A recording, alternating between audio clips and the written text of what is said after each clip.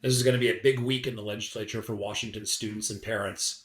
I'm Todd Myers, Vice President of Research at the Washington Policy Center, and this is your legislative preview for the first week of February.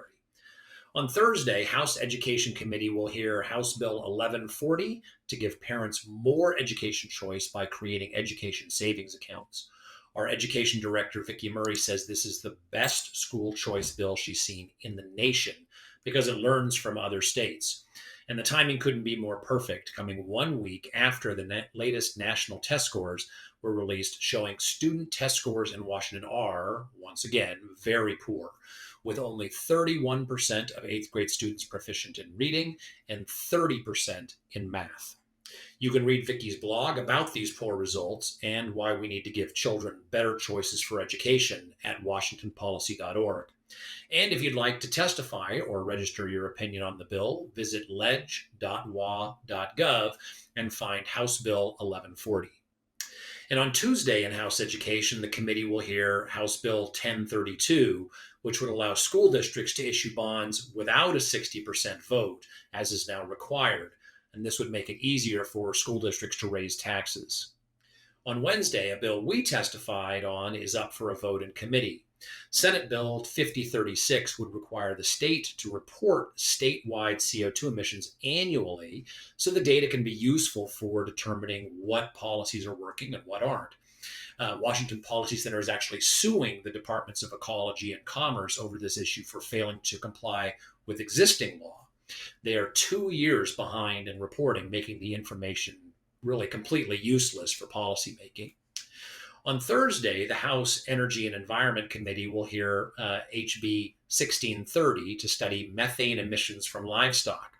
Agriculture Director Pam Lewison has an article on the WPC webpage explaining why this bill is wasteful and outlines some alternatives to government control.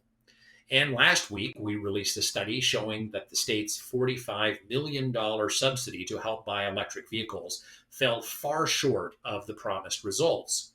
Now, Senate Bill 5377 would target the top electric vehicle subsidized by that very program, the Tesla Model 3.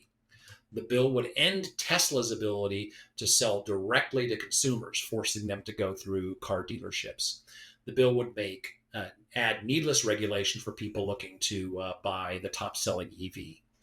And on Tuesday, a House committee will hear House Bill 1595 to create a 5-year economic development plan for the state. Now, government is notoriously bad at predicting the direction of the economy. Governor Inslee, in fact, promised that Washington would be a leader in clean energy jobs. But according to the Biden administration, Washington now ranks 31st in clean energy jobs. Instead, legislators should do something to help small businesses.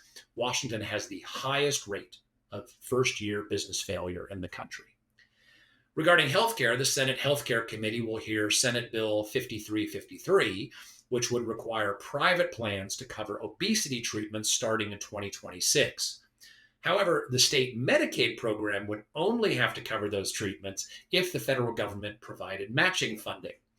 Requiring healthcare plans to cover these treatments would likely increase the costs of health insurance.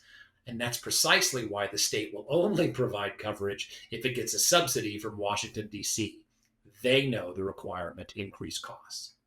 Finally, my favorite bill of the week is Senate Bill 5325, which would designate the Columbia Plateau cactus as the state cactus. It's also known as the snowball cactus, which, given the weather this week, seems appropriate. So that's just a sample of what the legislature is up to this week. Keep up to date with what is happening in the legislature. Be sure to check washingtonpolicy.org.